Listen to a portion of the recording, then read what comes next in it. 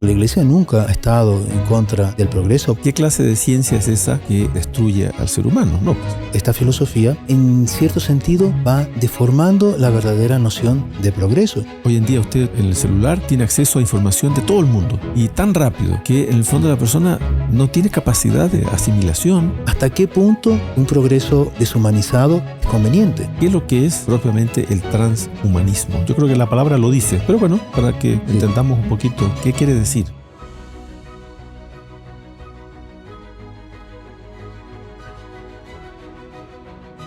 Salve María, estimados amigos y participantes de nuestro apostolado de los Caballeros de la Virgen. Vamos a ver hoy día con el Padre Ricardo Juque un tema bien importante en este podcast de los Caballeros de la Virgen, que tiene un nombre quizás que algunos conozcan, otros no. Es una corriente, es como una filosofía que se llama el transhumanismo. También algunos le hablan el posthumanismo, ¿no? Entonces, es un tema que es importante, los católicos, tener opinión, ¿no? Porque los católicos no podemos ser unos así como desentendidos, ¿no?, de lo que está pasando en el mundo.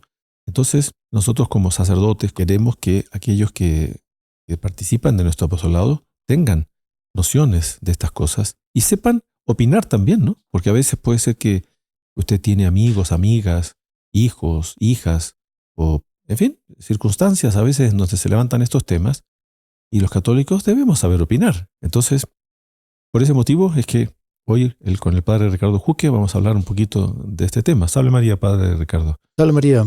Es un tema que se difunde a veces, la filosofía, como usted decía, a través de películas, en donde se va como que incentivando o proyectando esta filosofía que, como explicaremos ahora a continuación, en cierto sentido va deformando la verdadera noción de progreso.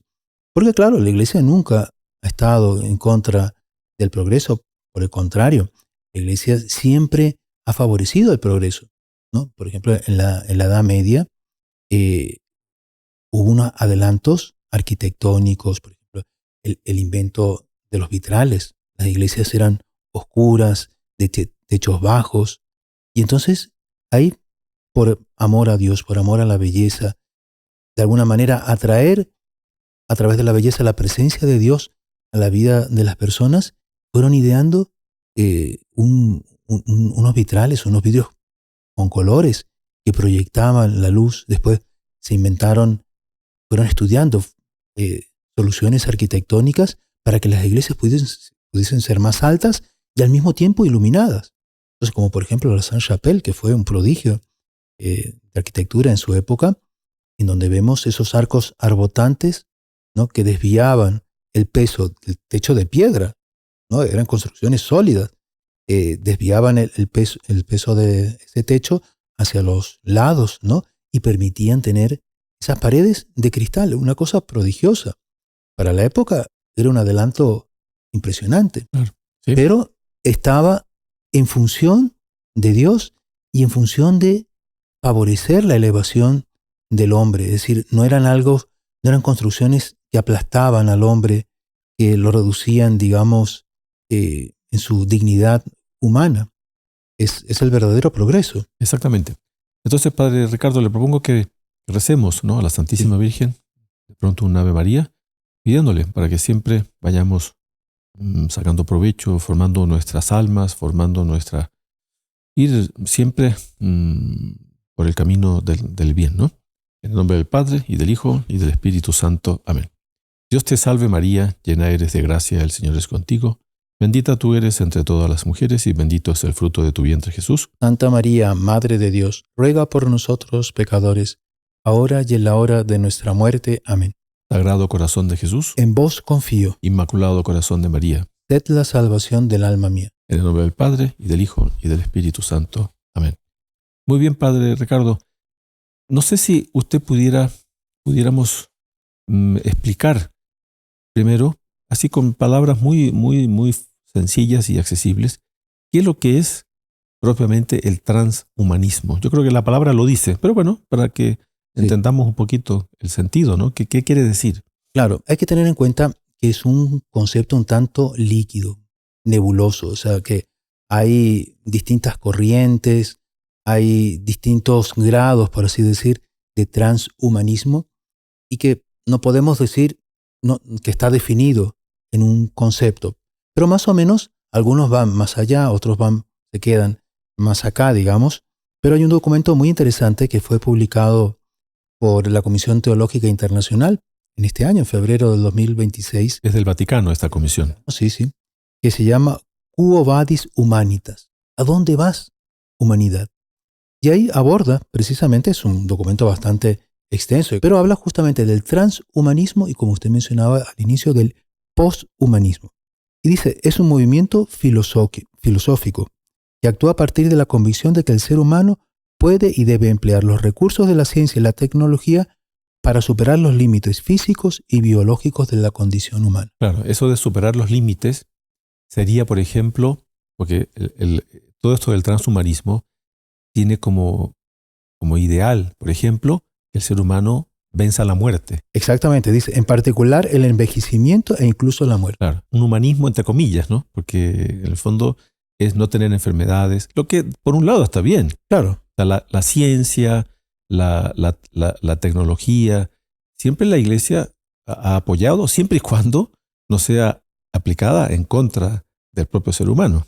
Claro. Porque ¿qué clase de ciencia es esa que en el fondo destruye al ser humano? No, pues. Ahí sería más el posthumanismo, ¿no? Que ya hablan del hombre híbrido, ¿no? Entonces, desconstruir el sujeto humano, dice este documento, y vuelve totalmente fluida la frontera entre lo humano y la máquina. Claro. Hombres robotizados, por así decirlo, o con chip, o con... Claro. Entonces, estas corrientes que aparecen, que no es primera vez en la historia que aparecen, siempre han habido estas corrientes filosóficas, si ustedes quieren, corrientes ideológicas, a veces son medio políticas, a veces son medio hasta inmorales, para hablar así en términos.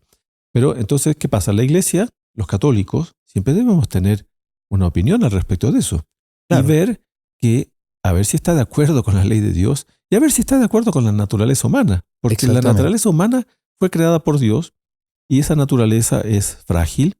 Entonces, la ciencia que ayude a esta naturaleza frágil está muy bien, ¿no? Claro. Usted hablaba de la Edad Media. En la Edad Media nacieron los hospitales, por ejemplo. Entonces, ese fue un avance, hablemos así, científico, tecnológico, extraordinario. Entonces, dentro de los hospitales, la medicina fue descubriendo remedios, fue descubriendo muchas cosas para ayudar al ser humano. Pero pretender que el ser humano no muera es negar, en definitiva, la creación, porque Dios creó el universo, etc. Y después del pecado original, bueno, el ser humano muere. Entonces, sí, es querer negar el pecado original, es querer negar. El propio nuestro Señor Jesucristo nos dejó muchas enseñanzas, ¿no? Quien quiera seguirme, que tome su cruz. O sea, como que nuestro Señor Jesucristo se hubiera equivocado. Claro, ¿y qué sentido tendría la redención también? Porque claro, si no vino... Porque es interesante, Padre, que esto parece novedoso, pero realmente es muy antiguo. Porque si vemos la primera tentación de Adán y Eva, ¿qué le dice la serpiente? Coman de esta manzana y seréis como dioses. Claro. ¿No? Y justamente fue lo que les quitó, porque estaba en el plan de Dios unirse cada vez más al hombre. Incluso muchos, Santo Tomás de Aquino, San Agustín, ellos sostienen que aunque no hubiese habido pecado original, Dios en algún momento se uniría a la naturaleza humana, se haría hombre para hacernos dioses. Dioses con D minúscula, ¿no? Hacernos participar de la vida divina, de la vida sobrenatural. Y el demonio quería hacer los dioses, entre comillas, pero desligados de Dios, por su propio esfuerzo, por su propia técnica, por así decirlo, por sus propios artilugios. Pero eso es imposible. Claro. Es imposible. Y justamente es lo que perdieron, porque al pecar, al rebelarse contra Dios, perdieron la vida sobrenatural, fueron expulsados del paraíso, ahí vienen las consecuencias, la muerte, la enfermedad, que nuestro Señor Jesucristo vino a restaurar la inocencia, restaurar la vida sobrenatural, hacernos hijos de Dios, claro, conservando las consecuencias del pecado, que es la muerte, la enfermedad, en fin. Claro. Estas corrientes, como usted dice, ya son muy antiguas y que van a lo largo de la historia como revistiéndose como de nuevas ropas, ¿no? Sí. Pero fíjese que en esto me parece que hay una cosa que, como para que los que participan de nuestras podcasts de formación, ¿no? De formación en la fe, es que estas corrientes, primero, por no decir siempre, casi siempre dejan a Dios de lado, ¿no? Entonces entra ese lado medio orgulloso del hombre, de él querer vencer la muerte, de él querer vivir sin enfermedades. Entonces, claro, hay una apariencia de cosa buena, porque si a usted le dicen, mire, sabe que usted no va a tener más ninguna enfermedad. Ah, bueno, muy bien. Muchas gracias. Pero no quiere decir por eso que no va a haber sufrimiento. Dice aquí el documento una cosa muy interesante. Es una presunción a la vez ingenua y prepotente. Ahí está. ¿Qué es lo que es presunción? Es una especie de optimismo así, de no, todo se va a solucionar, todos vamos... Y que vamos a conseguir acabar con la muerte, claro, con la enfermedad, con el sufrimiento. Entonces es una presunción, dice ahí, ingenua y por otro lado prepotente. Entonces, claro, a veces el ser humano, llevado del orgullo, en el fondo está inconforme con los designios de Dios. Y fíjese que eso nos pasa a todos, ¿vio, Padre Ricardo? Porque, claro, uno como sacerdote confiesa y atiende a mucha gente que pide consejo. Entonces, muchas veces las personas viven como inconformes con el sufrimiento, porque el sufrimiento serán enfermedades, serán problemas económicos, serán problemas familiares, matrimoniales, dudas, angustias. A veces son problemas personales, personas que tienen así como miedos. En fin, a veces son problemas psicológicos, ¿no? Miedos, angustias, tristezas, depresiones. Entonces las personas viven inconformes. Entonces esa inconformidad lleva a esto, ¿no? Entonces la persona, si a usted le dice, mire, el transhumanismo le va a eliminar todo su sufrimiento. Ah, fantástico. Entonces la persona ingenuamente puede dejarse llevar. Y claro, un añadido, digamos, a lo que sería, mencionábamos al inicio, ¿no? De la tentación de Adán y Eva, la serpiente le dijo, es que entra aquí la técnica, la cibernética, la robótica, y es un sueño de realizar mediante la tecnología un salto evolutivo que transforme la condición humana. Es hacer un nuevo hombre. Y sabemos que a través de la medicina, en fin, de tantas cosas, se puede mejorar la condición humana, pero no se puede hacer un cambio de la condición humana. O sea, claro, Dios nos creó de una manera, sí, a su imagen y semejanza, por cierto. Entonces, ¿cómo el hombre va a querer enmendar la plana a Dios, hacer un superhombre a través? Y lo que resalta también este documento, que ese progreso, no solo desligado, desvinculado de Dios, y a veces contra Dios, así prepotente, ¿no? Termina esclavizando al hombre, claro, termina perjudicándolo. Sí. Por ejemplo, menciona el caso de las autopistas, la velocidad, los carros, etcétera, los aviones. Todo eso, claro, es muy favorable que usted en 10 horas está en Europa, digamos, si está aquí en América, en 10 horas atraviesa el océano Atlántico y ya llega a Europa. Pero esas velocidades, la persona cuando pasa de un continente a otro, de un uso horario, avanza 5 o 6, el organismo se resiente de alguna manera, porque la persona como que no se ha acomodado todavía a ese nuevo uso horario, en fin. Entonces, ¿por qué? Porque son velocidades deshumanas, por así decirlo. Tendrán sus ventajas, evidentemente, pero es un progreso, por ejemplo, las comunicaciones a través, así tan rápidas, ¿no? Van estableciendo una especie de desequilibrio. Mismo la luz eléctrica es buenísima, tiene cantidad de cosas favorables, pero a veces la noche se transforma en día y las personas pasan el día, después la noche, no sé, con un videojuego o viendo películas, Claro. no descansa y el organismo necesita descansar. Entonces, ¿hasta qué punto un progreso deshumanizado es conveniente? Usted dio varios ejemplos ahora, que sí, las personas que nos asisten, claro, ¿qué tiene de malo el avión? No, ¿qué tiene de malo las autopistas? ¿Qué tiene de malo la comunicación? Pero fíjese, hablemos de algo que yo creo que es más claro, el celular.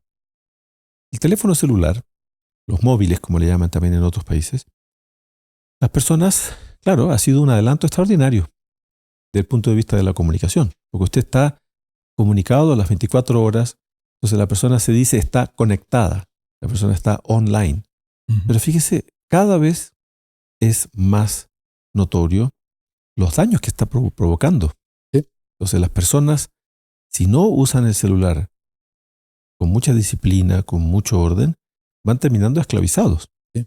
Entonces, ya hoy en día hay una adicción y ya los médicos, sobre todo los psicólogos, psiquiatras y médicos que ven más la parte sistema nervioso, etcétera, del ser humano, van viendo cómo la adicción al celular está provocando disturbios, trastornos en el ser humano. Entonces los niños, por ejemplo, que pasan metidos en el celular, incluso van perdiendo su capacidad De abstracción. de pensar.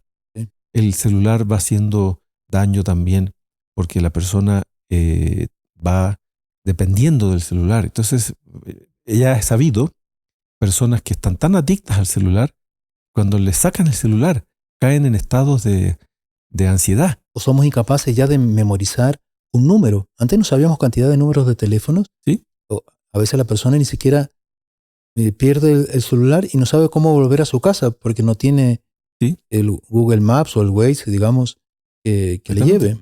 Entonces, fíjese, el celular es un adelanto científico, por supuesto. Ha ayudado mucho, por supuesto. Es una herramienta de trabajo, de comunicación extraordinaria, por supuesto. Pero bueno, veamos ahora el otro lado de la moneda. El documento dice, ¿no? Juan Pablo II explicita la necesidad de que el desarrollo se centre en la persona humana sin perder su dimensión moral. Sin perder su dimensión moral, exactamente. Porque el celular, fíjese, eso también ya hay estadísticas, porque eso hoy en día es mucho más fácil darse cuenta, pero dicen que el 80% de los accesos de Internet, ¿no? De los accesos al mundo, a la nube, hablemos así, el 80% es acceso a cosas inmorales, a cosas pornográficas. Entonces, claro, usted dice, ¿cuál es el adelanto científico? Bueno, sí, por supuesto que es adelanto científico, pero el documento es muy preciso, ¿no? Que no puede perder su dimensión moral. Entonces, por eso, ahí viene la pregunta. La ciencia, la técnica, son buenas siempre y cuando no pierdan su dimensión moral, siempre y cuando no deshumanicen al hombre. Exactamente. Hablando de esto que mencionaba del mundo digital, ¿no? Un sujeto en red puede sentirse a menudo como un punto insignificante dentro de un flujo de información ingobernable. Claro, la información es tan rápida, ¿no? Hoy en día usted en el celular, usted tiene acceso a información de todo el mundo y tan rápido que en el fondo la persona no tiene capacidad de asimilación. Entonces, claro, por eso empiezan a producirse todo tipo de disturbios mentales, psicológicos, espirituales. Y la persona aparentemente está acompañada, pero está en una soledad terrible. Claro, es una realidad, como dicen, virtual. Pero la persona necesita comunicarse con el otro. Dios nos hizo como seres sociales. En el paraíso, Él no creó solo un hombre, creó un hombre y una mujer, a partir del cual se formó una familia. Entonces, en esa relación, por ejemplo, sentarse a la mesa, la familia, padre, los hijos, conversar, ahí se va dando una transmisión de una vida que no se puede sustituir por los medios digitales, porque es deshumanizante. Claro. ¿No? Fíjese, aquí estamos haciendo un podcast. Las personas están asistiendo. ¿Ya? La persona podrá decir, bueno, pero esto es muy bueno, porque ahora tenemos la posibilidad. Mucha gente nos dice, padre, mire, qué bueno que podemos formarnos en la fe desde nuestra casa a través de las redes sociales. Claro, son cosas buenas.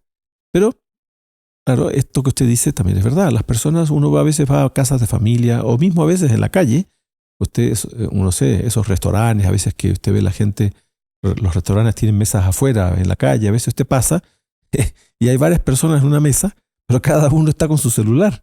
Claro. Entonces, usted diría, están todos juntos, sí, pero por otro lado están todos independientes. Se va estableciendo una relación muy egoísta. Yo solo me relaciono con el otro en función de si puedo sacar algún provecho. Y no, para relacionarse con los otros usted tiene que invertir, por así decir, su tiempo.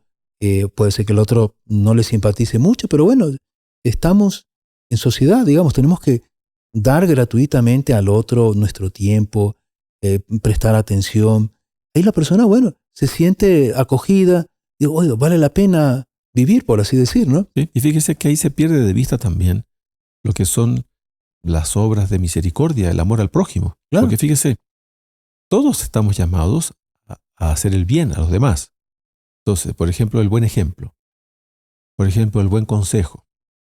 Por ejemplo, saber dar tiempo. Esto que usted hablaba hace poquito, dar de sí. Entonces, un papá, una mamá en relación a los hijos. Darles tiempo, darles cariño, darles ayuda, en fin, darles formación. Porque vea, todo es dar, ¿no? Dar. Entonces, ¿qué pasa? La persona que por ejemplo, en este caso estamos hablando del celular. La persona que se cierra sobre sí misma, no, como usted decía hace poco, la persona se va haciendo muy egoísta, se va haciendo muy ensimismada, vuelta sobre sí. Y va generando una frustración muy grande, porque hay una necesidad de relacionarse.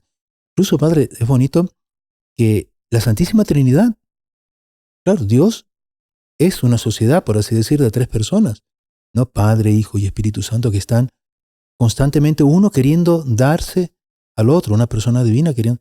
Entonces, en esa Dios creó al hombre en sociedad, porque justamente vamos de alguna manera preparándonos para la vida eterna, porque Claro. eso de crear, no sé, ya venía desde antiguo, eso es muy, ¿viste? Ya desde la época de los griegos, el elixir de la eterna juventud, ¿no? Que ya querían encontrarlo, ¿no? O alquimistas también buscaban el elixir de la eterna juventud. Eso es antiguo. Entonces, pero en el fondo, Dios nos quiere dar mucho más, nos quiere dar la vida eterna, la visión beatífica. Entonces, es medio ateizante, ¿no? ¿Sí? Ese progreso en donde no vemos el fin para el cual fuimos creados, ¿no? Nosotros no somos científicos, somos sacerdotes. Entonces, como sacerdotes, vamos dando consideraciones, ¿no? Para que la gente pueda comprender, analizar estas cosas. Pero, como usted dice, estas corrientes del transhumanismo, posthumanismo, claro, van poniendo a Dios de lado y, en el fondo, vamos viviendo solo para este mundo. Sí. Y el resultado es que, ¿cuál es la visión cristiana? ¿Cuál es la visión católica de la existencia? Es que en este mundo estamos de paso. Y sobre todo que nosotros debemos tener en vista la vida eterna. Pero la vida eterna es la que hay después de la muerte. Claro. Entonces como que la gente quiere la vida eterna aquí en esta tierra. Que es inferior. Y que es muy inferior. Aunque se consiguiese el elixir de la eterna juventud, es inferior a lo que Dios nos quiere dar. Claro. Entonces me parece que eso es importante los católicos tener muy claro. Primero que no debemos aferrarnos a esta vida. Claro, en esta vida procurar vivir de la mejor manera posible, sí. Pero ¿cuál es la mejor manera de vivir? Es practicando los mandamientos, es cumpliendo con nuestras obligaciones, es siendo coherente con la fe. Porque claro, una persona atea, ¿qué es lo que le dirá? No, el mejor modo de vivir es gozar la vida, divertirnos. Porque todo termina aquí. Porque todo termina aquí. Pero no, pues. Sí. ¿Cuál es la visión cristiana de esta vida y del éxito verdadero? Porque ahí está el éxito. Entonces, en esta vida el éxito para gente que no tiene fe es ganar dinero, es viajar mucho, es tener muchas cosas, ser conocido, la fama, en fin. Oiga, pero el principal éxito, si lo vemos bajo el prisma de la fe, es nuestra salvación eterna.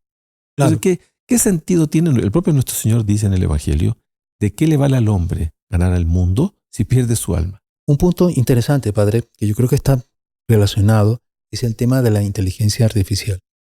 Y claro, advierte, ¿no? Este documento que se corre el riesgo de escapar al control de la razón humana. Y dice, Algunos plantean que se le pudiera pedir a la inteligencia artificial gestionar los problemas generados por ella misma. Entonces sería algo un problema medio irreversible, porque genera problemas, le pedimos a la inteligencia artificial que resuelva los problemas. Y entonces plantea también problemas sobre la fiabilidad de los datos y sobre los criterios con que los programadores los procesan para ponerlos a disposición de los usuarios. ¿Sí? Entonces vamos quedando medio esclavizados a lo que dice la inteligencia artificial. De repente la inteligencia artificial va a tomar informaciones de lugares que son anticatólicos o lugares que promueven la inmoralidad. Entonces, claro, usted va a tener una respuesta en base a fuentes que no son buenas. Entonces, claro, por eso es que la iglesia, los sacerdotes, vamos acompañando estas cosas, ¿no? La inteligencia artificial, estas cosas de la ciencia, de la tecnología, del transhumanismo, porque uno va dando una opinión, ¿no? No es una opinión definitiva. Aquí no es que nosotros somos los dueños de la verdad. ¿Quién es el dueño de la verdad? Es Dios. Nuestro Señor Jesucristo dice, yo soy el camino, la verdad y la vida. Entonces, no hay otra verdad, porque dos verdades, este es un principio de lógica básico, ¿no? Dos verdades no pueden ser opuestas, no pueden ser contradictorias. Todas las verdades son armónicas. Entonces, nosotros, como sacerdotes, debemos ir ayudando a las personas a ir siempre atrás de la verdad, siguiendo las enseñanzas de nuestro Señor Jesucristo, cumpliendo los mandamientos, etcétera, y sobre todo en función de la vida eterna. Así es. Y eso, Padre, me recuerda un tema muy importante, un aspecto que este documento levanta, que existe, dice, especialmente en Occidente, pero bueno, yo creo que es un problema universal. Existe una cultura de la no vocación. Y eso tiene un ingrediente, claro, este mundo egoísta, por así decir, en donde la persona solo busca pasarlo bien, aquello que le trae una satisfacción, a veces, como usted decía, ¿no? En materia de la concupiscencia desordenada, ¿no? Que usted mencionaba. Claro, va haciendo que la persona no tenga una noción de que fue creado con un fin que se cumple en esta tierra, una vocación, por tanto, en esta tierra, pero que después, claro, tiene una consecuencia eterna. Y termina, digamos, hablando de un tema muy bonito, de la Santísima Virgen, como aquella que sí dijo sí a Dios, al plan de Dios, que cuando el ángel la visita, ella pedía, ¿no?, para que viniese el Redentor, para que viniese el Mesías, y ella veía la situación de decadencia de la humanidad, en fin, incluso del mismo pueblo judío, los sacerdotes en el templo, en fin, ella todo eso lo vivió de cerca. Y ella, cuando dijo el sí para ser madre del Mesías, madre de Dios, ella no pensó en que iba a ser exaltada, que iba a ser alabada por eso. Pensó en el bien que podía hacer para la humanidad. Por fin venía aquel que venía a reparar el pecado de nuestros primeros padres. Por eso la Virgen, el ave, digamos, es lo contrario de Eva, porque ella vino a restaurar, no con ese sí de María Santísima, ella vino a restaurar esa mancha, por así decir, del pecado. Claro. Y claro, y ella en ese sí estaba contenido ofrecer a su hijo, aquella que sería carne de su carne, ofrecerlo por la redención del mundo. Claro. ¿No? Entonces usted ve, el objetivo que debemos tener siempre en relación a los demás es hacer el bien. Pero el bien, claro, es estas corrientes, el transhumanismo, posthumanismo, inteligencia artificial, ofrecen un bien, pero que no necesariamente es en función de Dios y en función de la vida eterna. Claro. A veces puede ser un simple provecho egoísta que aparece como un bien, pero al final no termina siendo un bien. Termina esclavizando al hombre, porque es deshumanizante y lo termina frustrando. Por eso los católicos tenemos que tener una opinión sobre esto y no adherir así sin pensar.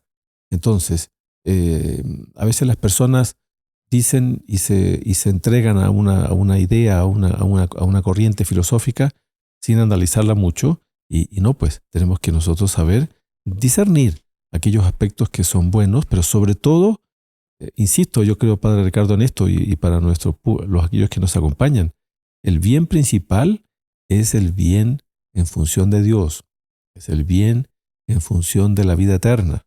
Claro. No necesariamente es el curar una enfermedad. Entonces, por ejemplo, fíjese, hay personas a veces que por curar enfermedad buscan cualquier medio. Entonces, a veces, para curar una enfermedad, la gente recurre a la brujería. Recurre a brujos, chamanes, nigromantes, y de repente curan la enfermedad.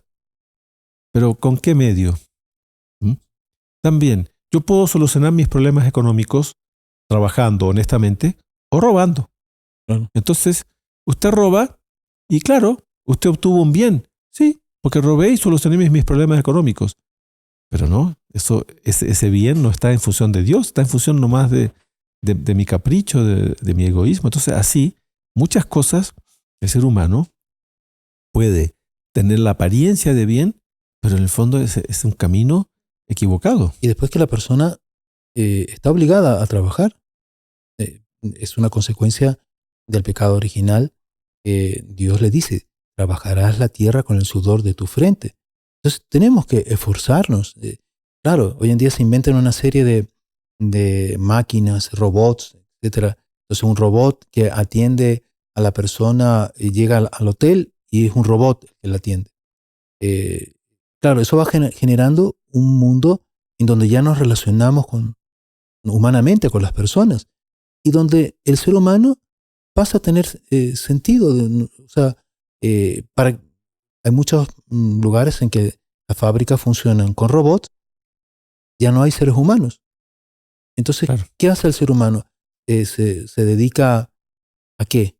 Entonces, la vida no pierde un poco el sentido de... ¿Sí? Entonces, claro, todo esto de los robots, por ejemplo, hoy se habla, hay una especie como de ciencia, la robótica, Sí. que, claro, no se puede decir que es algo malo en sí, Claro. sino que hay que tener, nuevamente, es el mismo criterio. O sea, los católicos debemos saber discernir si esos robots, si van a ayudar al ser humano en su desarrollo humano o lo van a terminar esclavizando. Entonces vamos a quedar los seres humanos esclavizados a los robots. Y entonces el robot le dice, no, tu reserva en este hotel no existe.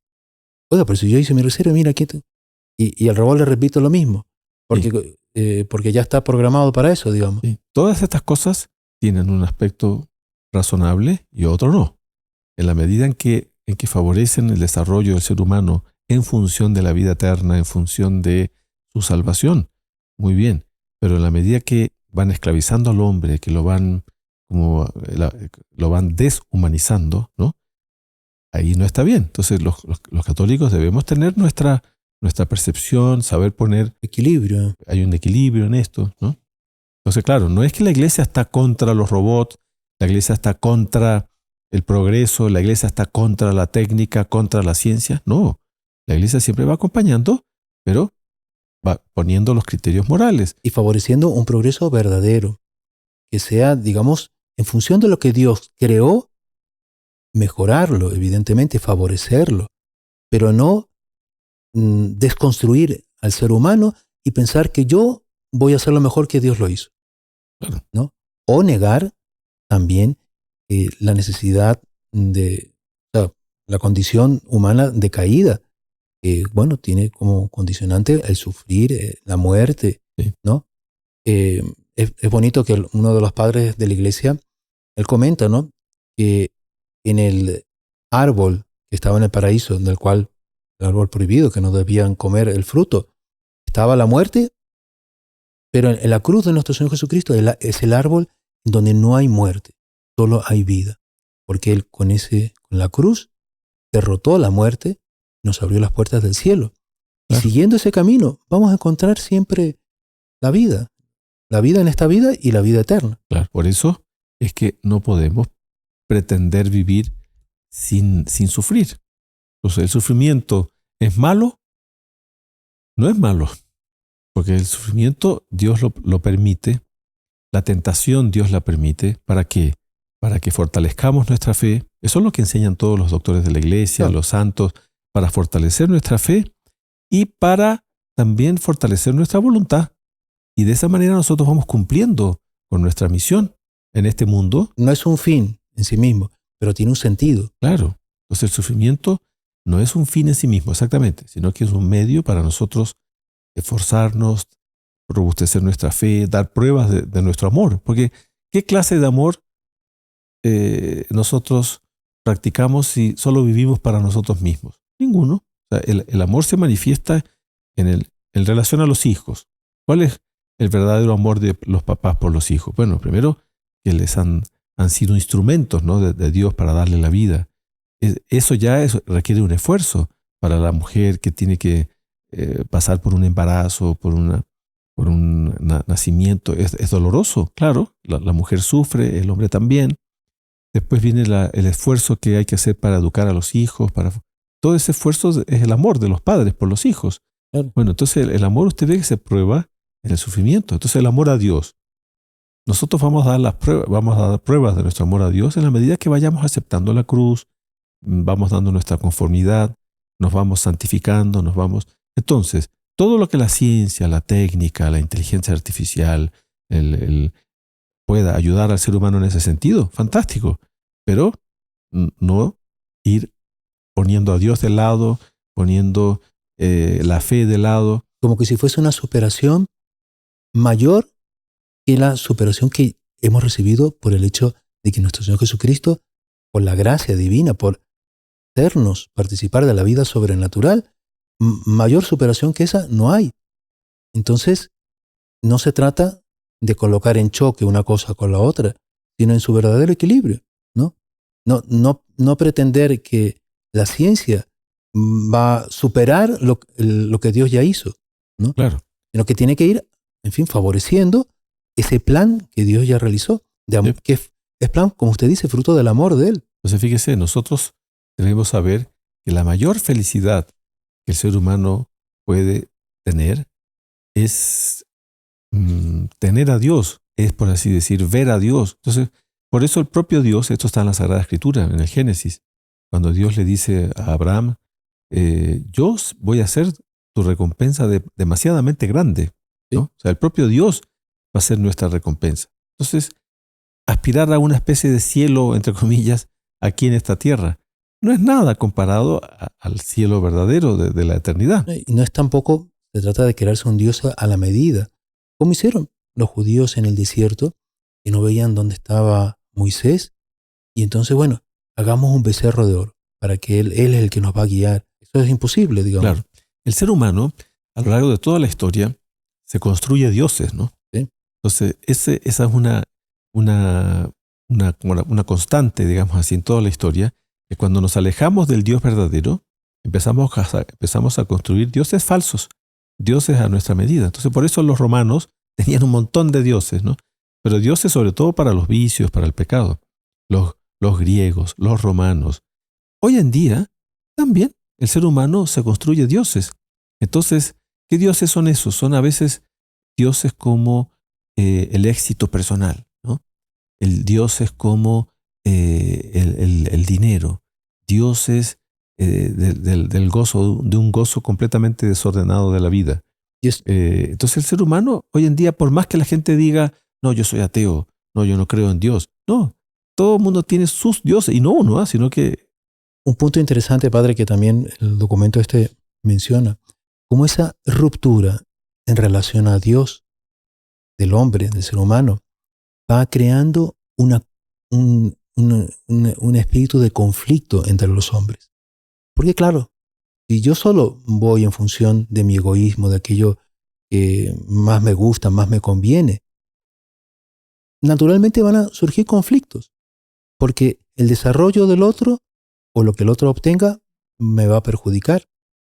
Y claro, eso es contrario al Evangelio de nuestro Señor Jesucristo, en donde Él nos enseña que dándonos vamos a crecer individualmente, sin estorbar al otro, sin perjudicarlo, lo vamos a ayudar al otro a crecer también. En fin, es la armonía, por así decir, que el Evangelio de nuestro Señor trae, y que es contraria a ese mundo deshumanizado. Sí, sí. Entonces, por eso tenemos que tener cuidado, porque estas corrientes del transhumanismo, posthumanismo, inteligencia artificial, vienen así como con una especie de encanto, ¿no?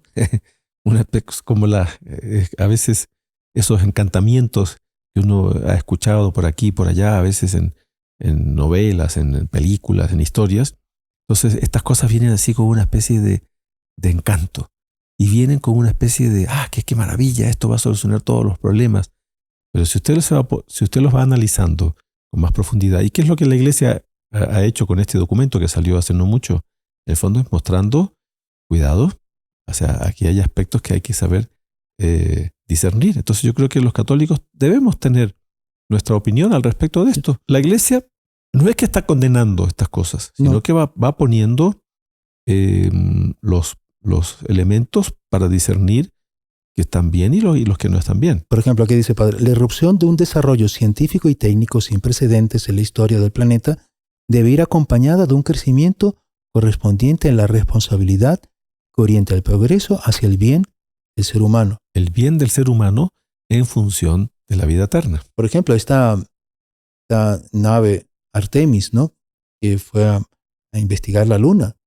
Bueno, sacó fotos muy bonitas, fue un conocimiento muy interesante, ¿no? Del planeta, de la Luna. Bueno, ahí está el planeta que Dios nos ha dado, el hábitat que Dios nos ha creado, donde hay vida. Y ahí está, ahí fue donde nuestro Señor vino, se encarnó, operó los milagros, fundó la iglesia. Pero claro, en función de esa relación con la vida eterna, ¿no? Que Claro. no es para quedarnos eternamente. Y esto que usted dice también de la ida a la luna, sí, es interesante. Dios le dio al ser humano la razón y esa razón nos lleva a querer conocer. ¿Ya? Y eso hace parte de una cosa que a veces la gente no entiende bien, desde una cierta soberanía que Dios le dio al hombre sobre el universo.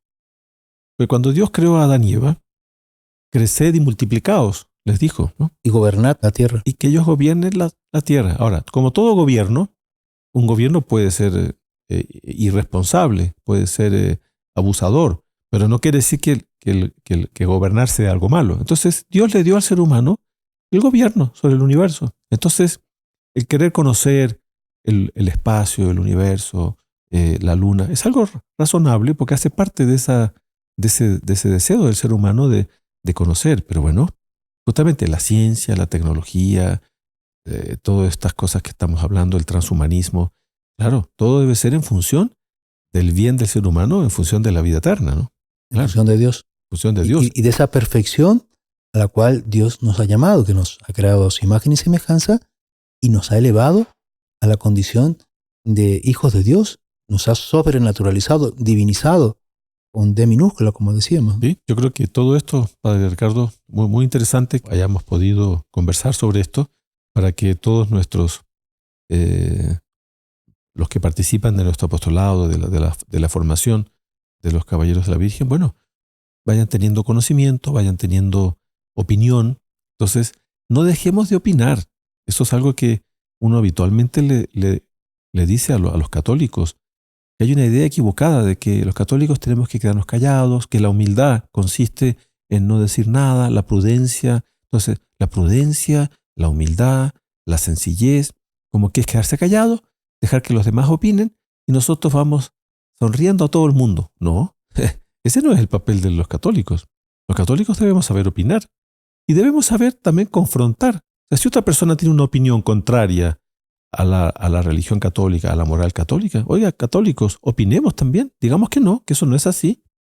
Entonces, cuando vienen hablando de cosas que son contrarias a la religión, contrarias a la fe, contrarias a la moral, contrarias a la familia, a la vida, etc., y nosotros no decimos nada, oiga, a veces podemos estar cometiendo una falta y que puede ser grave, que es la de la omisión. La persona que se omite, no, yo soy humilde, soy sencillo, soy prudente, soy así, y me quedo callado. No, está mal eso.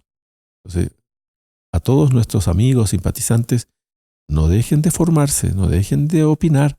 Hoy en día falta la voz la voz católica, la voz clara. Los apóstoles, al inicio de la iglesia, oiga, ellos estaban todo el tiempo opinando, exhortando, llamando la atención a la gente de que no se dejase llevar por los vicios, por el pecado. Oiga, esa misión de todos los católicos no ha cambiado. Y proclamando que Jesucristo es la piedra angular ¿Sí? de los arquitectos, o sea, la piedra angular del edificio, Sí. la que da consistencia, sentido a todo el edificio. Sí. Entonces, ¿los apóstoles sufrieron por eso? Sí sufrieron. Y fueron perseguidos y tenían discusiones. A San Pablo lo apedrearon varias veces, lo golpearon. Oiga, bueno, tenemos que dar testimonio, ¿no? de nuestro amor a Dios. Pero los azotaban y salían con alegría. ¿Sí? Entonces, los católicos, opinemos, hablemos, no nos quedemos callados. Puede ser que a veces salgamos perdiendo, pero no importa. Por lo menos hicimos el esfuerzo de hablar, de opinar, de aconsejar. Nos acabamos perdiendo porque nos faltaron argumentos. Digamos. Claro, a veces salimos perdiendo porque no supimos qué decir. Ah. Pero por lo menos manifestamos, por lo menos digamos, oye, no estoy de acuerdo con eso. ¿Pero por qué? Mira, no sé explicarte, pero no estoy de acuerdo. Eso no está de acuerdo con lo que Dios enseña, con lo que la iglesia enseña, con lo que nuestro Señor Jesucristo enseña. Por lo menos, ¿no? Decir eso. Claro. Muy bien, pues Padre Ricardo. Entonces, yo creo que podemos concluir este tema. Varias personas nos sugieren a veces temas para tratar y justamente estos temas han sido sugeridos aquí y allá para conocimiento, ¿no? de todas las personas que participan de nuestro apostolado. Entonces, cualquier tema que quieran que se profundice, bueno, podemos ir estudiando, viendo cómo tratarlo, ¿no? Muy bien, muchas gracias, Padre Ricardo. No, gracias a usted, Padre. Por esta temática y le propongo que recemos, ¿no? A la Santísima Virgen una salve, pidiéndole que siempre nos ayude a ser valientes, a ser coherentes con la fe, a ser luchadores, en el sentido luchadores contra el mal, contra los propios defectos, etcétera, ¿no? Y de esa manera, bueno, vamos a ir cumpliendo con nuestra misión, vamos a ir santificando, ¿no? Entonces pidamos a la Santísima Virgen que nos ayude, ¿no? En nombre del Padre, y del Hijo, y del Espíritu Santo. Amén. Dios te salve, Reina y Madre de misericordia, vida, dulzura y esperanza nuestra. Dios te salve. A ti clamamos los desterrados hijos de Eva. A ti suspiramos, gimiendo y llorando en este valle de lágrimas. Ea pues, Señora abogada nuestra, vuelve a nosotros esos tus ojos misericordiosos, y después de este destierro, muéstranos a Jesús, fruto bendito de tu vientre. Oh clemente, oh piadosa, oh dulce siempre Virgen María. Ruega por nosotros, Santa Madre de Dios, para que seamos dignos de alcanzar las promesas y gracias de nuestro Señor Jesucristo. Amén. Sagrado Corazón de Jesús, en vos confío. Inmaculado Corazón de María, sed la salvación del alma mía. Y la bendición de Dios Todopoderoso, Padre, Hijo y Espíritu Santo, descienda sobre ustedes y les acompañe siempre. Amén. Salve María. Salve María.